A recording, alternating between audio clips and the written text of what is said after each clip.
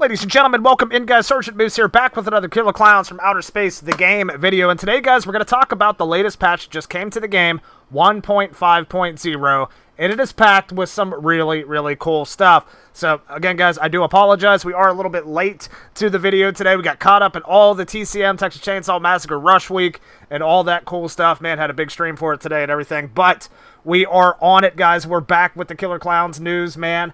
Again, 1.5.0 is the patch, guys. Also, if you're on Xbox Series X and S, they're still waiting for approval for the patch to reach the console. By the time this video comes out, it may already be there. Not exactly sure, but in case you don't see it on the Xbox Series X or S, it is still waiting approval, and it will be there as soon as possible. So, for the patch notes 1.5.0, guys, we have some interesting characters coming to the game, man, one of which is one of my freaking heroes for horror, Tom Savini. That is right, guys, and the Mistress of the Dark, Elvira.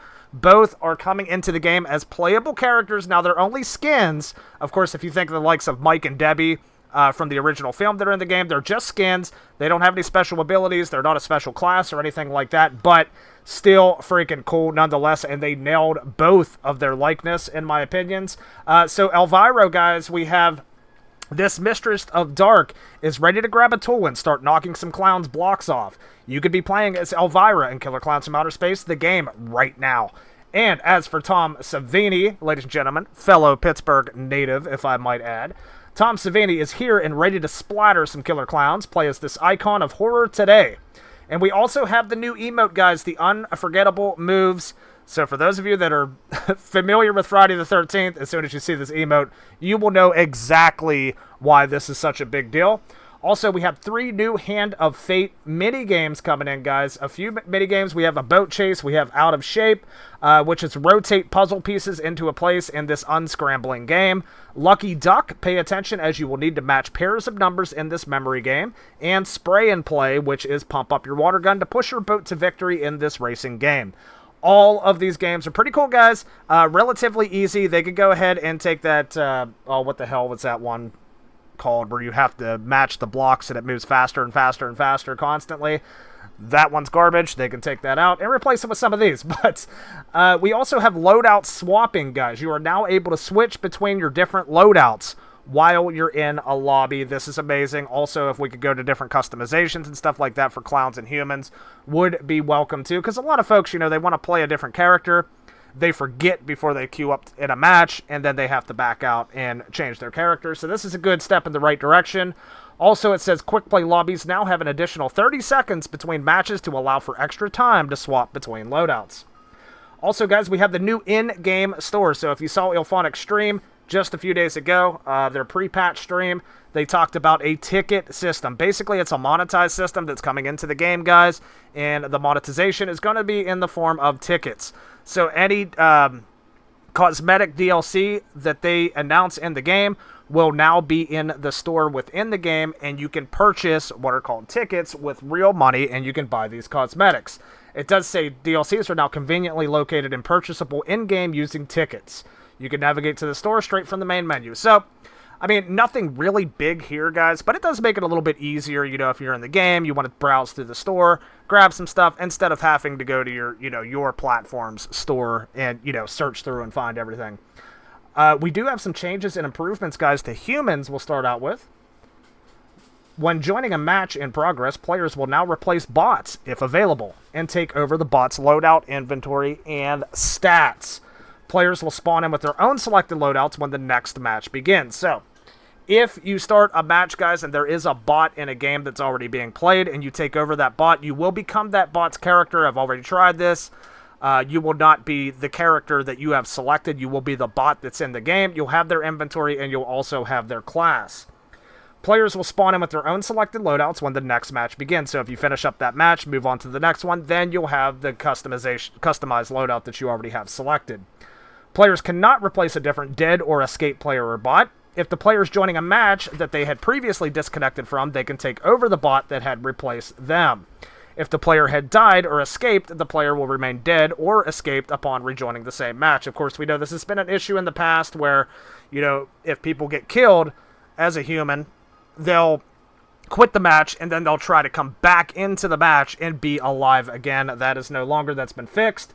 Added a notification that lets humans know that the Terenzi truck escape will not be an option where early Clownpocalypse is triggered by holding up 16 cocoons to all lackey generators. So, yeah, another small little issue here, guys, too. A lot of folks, whenever they see a Clownpocalypse beginning, they just simply think the time ran out. They're looking around for the Terenzi truck and they can't find it. This is because an early Clownpocalypse has been started by the clowns by hooking up all the cocoons, and it can be confusing to some players, especially new players. But again, if an early Clownpocalypse happens, guys, the Terenzi brothers will not come into the game. That will not be a form of escape. You will have to use one of the other escapes to get out before the Clownpocalypse happens. Humans will now get up with additional health after recovering from being downed. So this helps, guys. If you've been in a situation where, you've gotten knocked down by a clown, and then, he does not clowntality you, and then you get up, you could immediately get knocked back down again because you get up with very, very low health. You could be knocked down in one shot. Now you'll have a little bit of extra health whenever you get up off the ground, so you can actually attempt to get away from that clown. And this also kind of prevents trolling by clowns, too, that just want to knock you down, wait for you to get back up, then knock you down again constantly. Humans will now get up with additional health. Added impact effects for human weapons when hitting environmental objects. So you're going to get a little effect there if you're hitting other things besides clowns. Clowntalities now unlock after the first 3 minutes of a match, reducible by holding up cocoons. So this is in an effort, guys, to get clowns to hook more cocoons, because I guess Sylphonic's been seeing a pattern of clowns just killing and clowntalitying all the humans before anything can really get going within the match. This is just in an effort for the clowns to pick up more cocoons and hang them. My only concern is the clown's basically just going to down you now and then just beat you to death until you're dead anyway, instead of clowntalitying you. So I really don't see this really changing anything too much, but it's a step in the right direction. We'll see.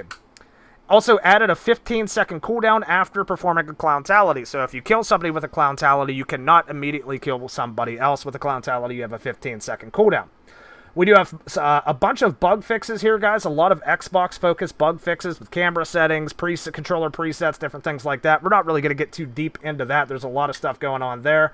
A lot of human bug fixes, a lot of clown bug fixes. I'm not really seeing anything that's, like, super significant in terms of, like, gameplay or balancing with these bug fixes. So I'll just link it down below and let you guys take a look at it yourself. There's quite a bit, every patch Ilphonic drops for every game they drop has a massive amount of bug fixes on it, so nothing really significant here in terms of affecting gameplay or anything like that, guys. But if you go through and look at it, you see anything, let me know down in the comments. But yeah, that is patch 1.5.0, ladies and gentlemen. We have Elvira, the Mistress of the Dark, and of course Tom Savini, the legend himself, joining the game in Killer Klowns From Outer Space. It's still very surreal to me that I can actually play as Tom Savini in this game, guys. So really good stuff here, guys. And of course, we have more stuff on the horizon for Killer Klowns From Outer Space come October.